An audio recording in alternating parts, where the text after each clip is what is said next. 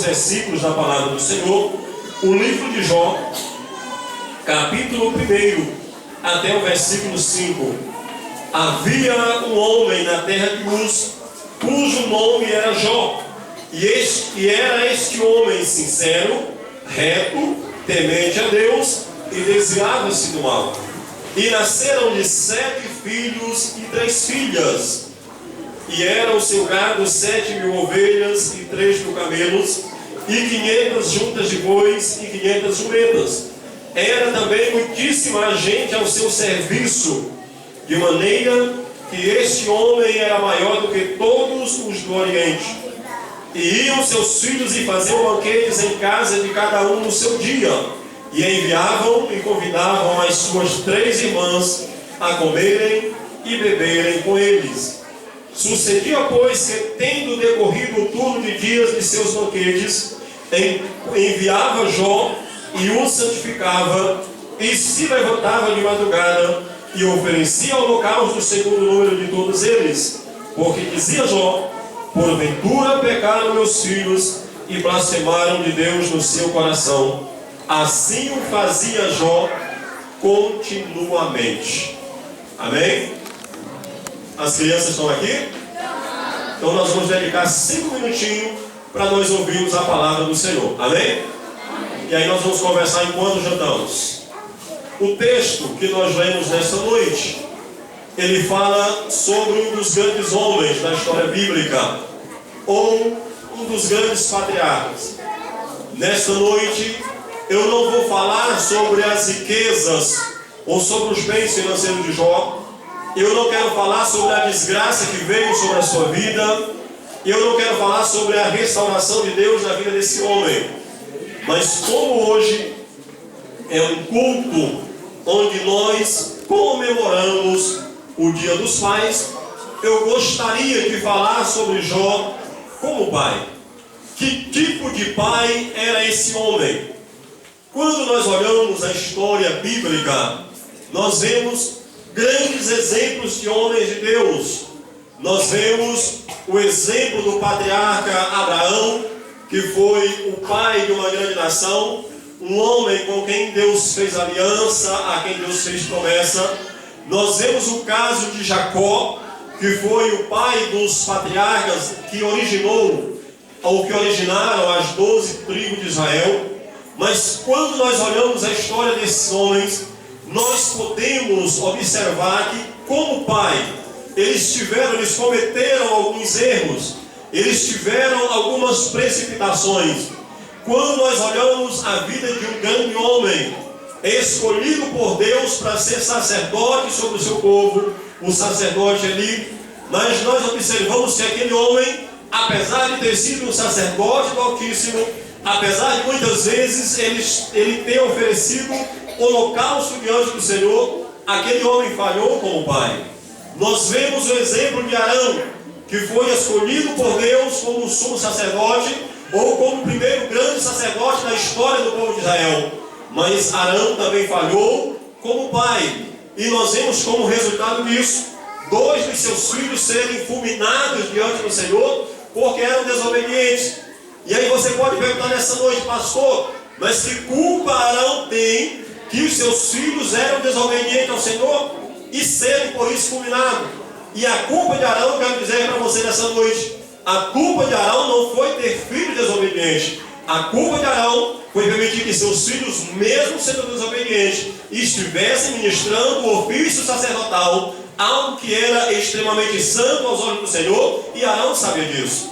Quando nós olhamos um grande homem, que nós podemos considerar como exemplo, um homem chamado Samuel, alguém que nasceu debaixo de uma promessa de Deus, alguém que, quando foi gerado no ventre da sua mãe, já tinha uma promessa de que ele seria consagrado ao Senhor.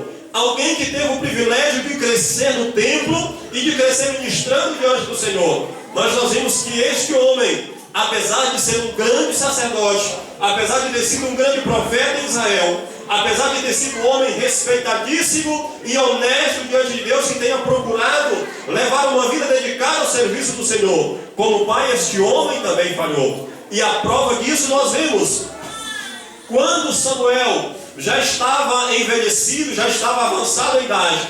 Os homens de Israel chegam para Samuel e dizem: olha, Samuel, até hoje tu tens sido nosso juiz, até hoje tu tens sido profeta no meio do povo, até hoje tu tens sido nosso sacerdote, mas nós estamos observando que você está envelhecendo. Daqui uns dias você não mais estará conosco, e os teus filhos já não andam retamente diante de Deus. Portanto, nós não queremos estar sob a liderança ou sob a orientação espiritual de seus filhos, porque eles não são justos. Nós queremos que você nos conceda um rei. Então, quando nós olhamos a história, nós vemos que esse homem, de uma certa forma, ele falhou como sacerdote? Não, mas ele falhou como pai.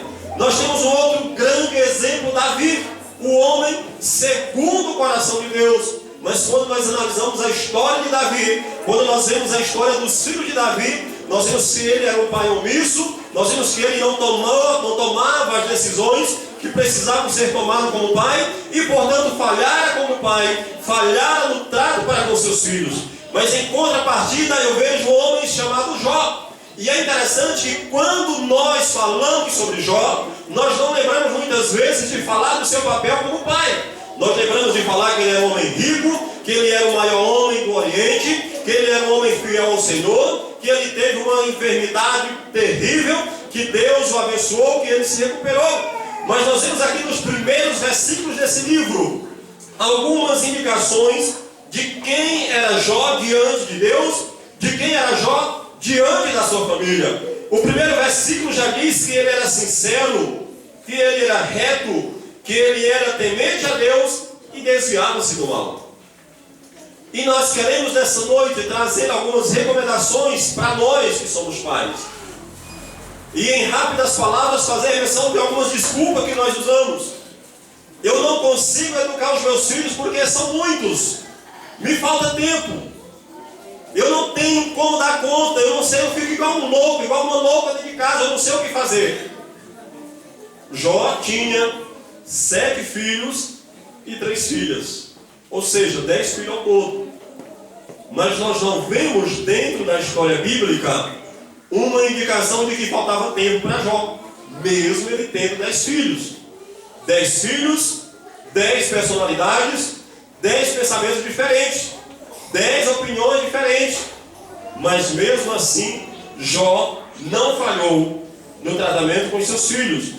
Ele era um homem extremamente ocupado, um homem extremamente trabalhador. Pastor, como que o senhor pode dizer que Jó era trabalhador? Porque existem pelo menos 2 maneiras de um homem enriquecer. Ou ele sendo trabalhador e bom administrador, porque não basta apenas ser trabalhador se não for um bom administrador, ou ele ser desonesto.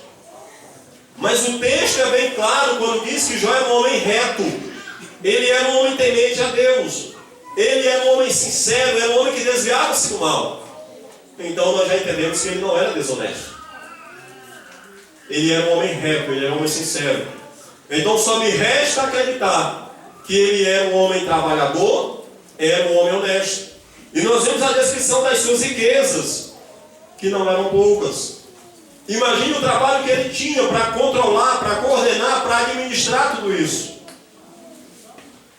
O texto do versículo 4 diz que os seus filhos iam e faziam banquetes em casa de cada um no seu dia, e enviavam e convidavam as suas 3 irmãs a comerem e beberem com ele. Os filhos de Jó gostavam de festejar, os filhos de Jó gostavam de se divertir. Mas aqui eu vejo uma grande preocupação de Jó. O versículo 5 diz que depois que os seus filhos festejavam, quando decorria o turno daquelas festas, Jó enviava seus filhos, ou convidava seus filhos a si, e os santificava. E eu achei interessante demais essa expressão. Jó santificava os seus filhos. E quando eu meditava sobre esse texto, eu fazia uma reflexão sobre que tipo de palavras eu estou lançando sobre os meus filhos.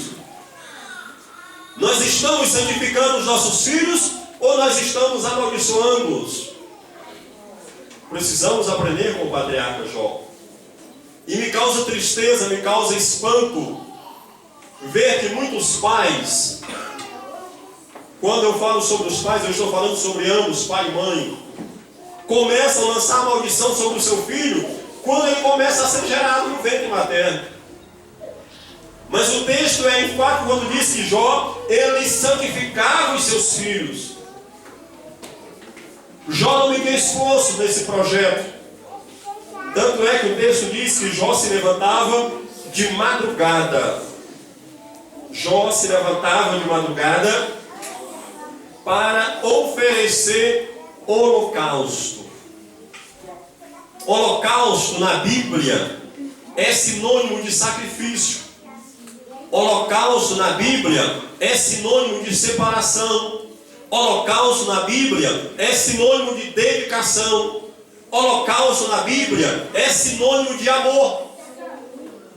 Por que holocausto significa tudo isso? Holocausto é algo que você oferece, no caso de Jó, oferece em favor de outro. Para oferecer um holocausto diante do Senhor, não se podia comparecer diante de Deus de qualquer jeito. Precisava de haver santificação, precisava de haver separação, precisava de haver dedicação antes de se colocar diante do Senhor. Jó não hesitava, ele não media esforços, ele não media sacrifícios. Ele levantava de madrugada e oferecia sacrifício, oferecia holocausto em favor dos seus filhos.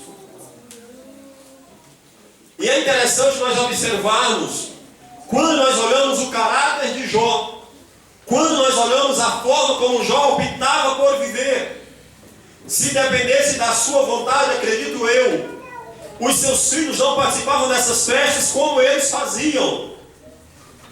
Porque qual era o temor de Jó? Que os meus filhos tenham pecado contra o Senhor.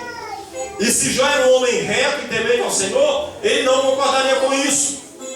Se a festa feita pelos filhos de Jó fossem de acordo com a sua vontade, de acordo com a adoração verdadeira a Deus, ele não precisava oferecer sacrifício por eles depois da festa. Mas ele estava sempre se dedicando por amor aos seus filhos. Um outro texto que me chama a atenção é que Jó oferecia o holocausto segundo o número de filhos. Ele não fazia como Isaac, que preferiu Jacó a Esaú. Ele não fez como Jacó, que preferiu José e Benjamim aos demais. Ele não fez como Davi, que preferiu Salomão aos demais. Ele tinha 10 filhos, sim, tinha 10 filhos, mas ele não tinha preferência por nenhum deles. Ele oferecia sacrifício, ele oferecia um holocausto por cada um dos seus filhos. Um outro detalhe interessante, eu já vou encerrar nesse último aqui. A parte final do versículo diz: porventura pecaram meus filhos e blasfemaram de Deus do seu coração. E aí nós vemos algumas vezes algumas atitudes de alguns pais. E se doer, vamos procurar o bálsamo do Senhor, porque isso é sério e verdadeiro. Quantos pais que algumas vezes, para se eximir da responsabilidade, para se eximir da culpa, ele diz: o meu filho é rebelde, mas quando ele era pequeno eu fiz o que eu podia, agora eu vou entregar nas mãos do Senhor. E aí nós esquecemos de um texto que a Bíblia diz, que até já foi lido nessa noite: os filhos são o quê? Herança do Senhor. Mas quem recebe essa herança é o Senhor ou somos nós? Somos nós que recebemos a herança.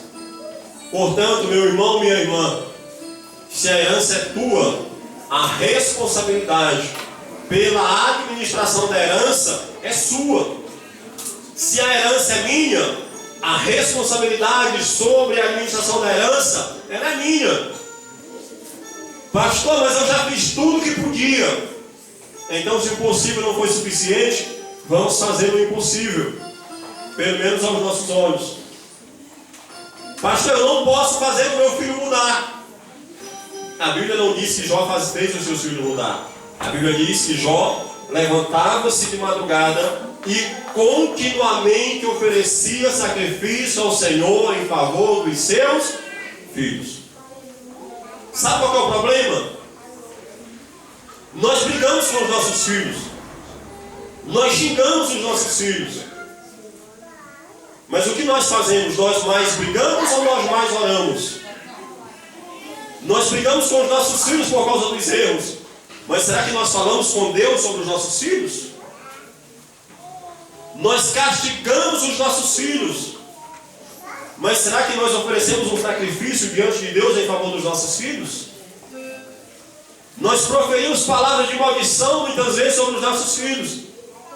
Mas será que nós proferimos palavras de bênção sobre os nossos filhos? Muitas vezes nós levantamos de madrugada para abrir a porta da nossa casa para os filhos entrar. Mas será que nós abrimos a porta do nosso coração diante de Deus em favor dos nossos filhos?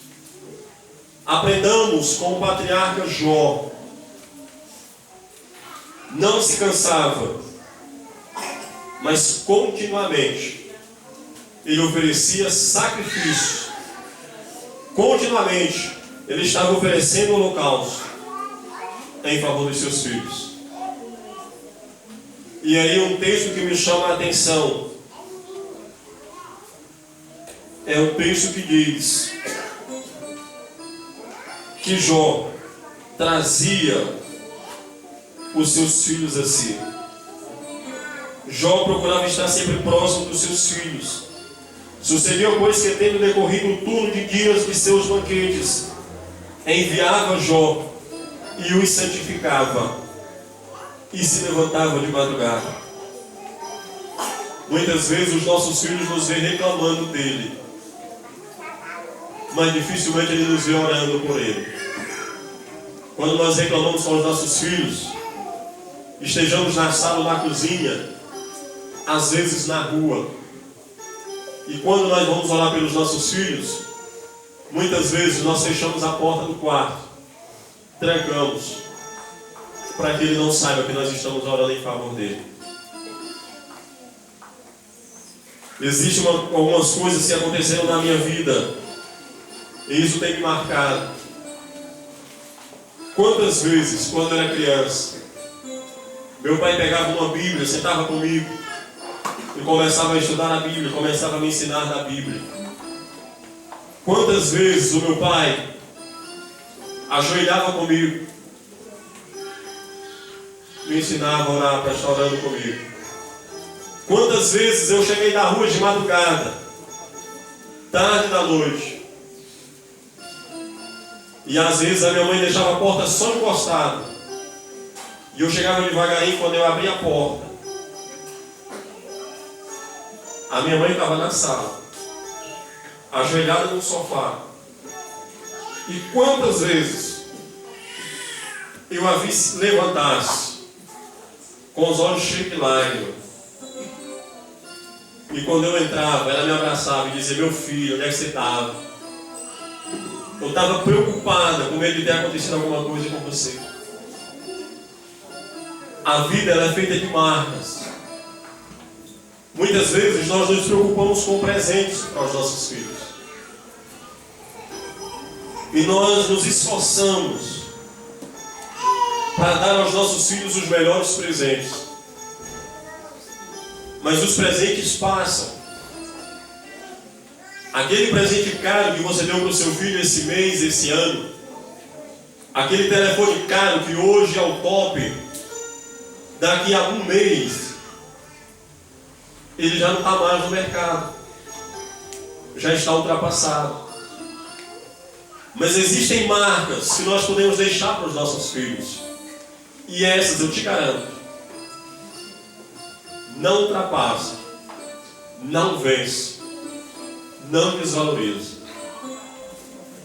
Nós pais, cristãos, seguidores da palavra de Deus, obreiros da casa de Deus, que marcas nós estamos deixando nos nossos filhos? Que mais? Se os nossos filhos se espelharem em nós, que tipo de pais eles serão no futuro? Que tipo de marido? Que tipo de mulher? Que tipo de profissional? Que tipo de crente? Que tipo de obreiro? Que tipo de líderes? Que tipo de pastores?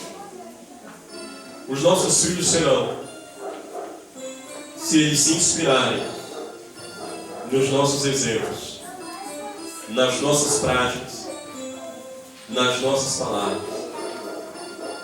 Estejamos atentos para isso. Isso pode não ter nenhum significado para você hoje, mas para o seu filho sim.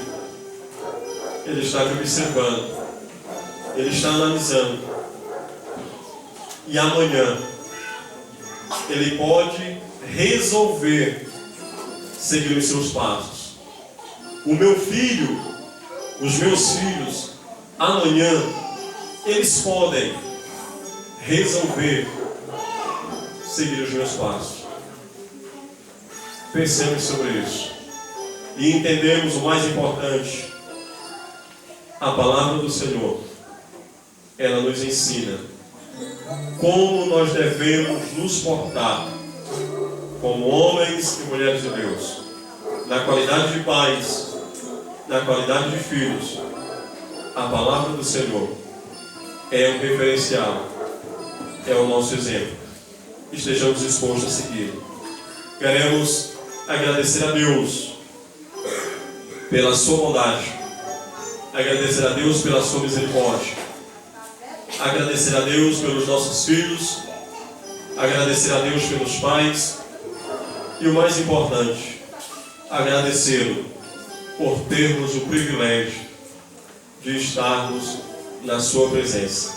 Que Deus possa continuar abençoando poderosamente a vida de cada um dos irmãos.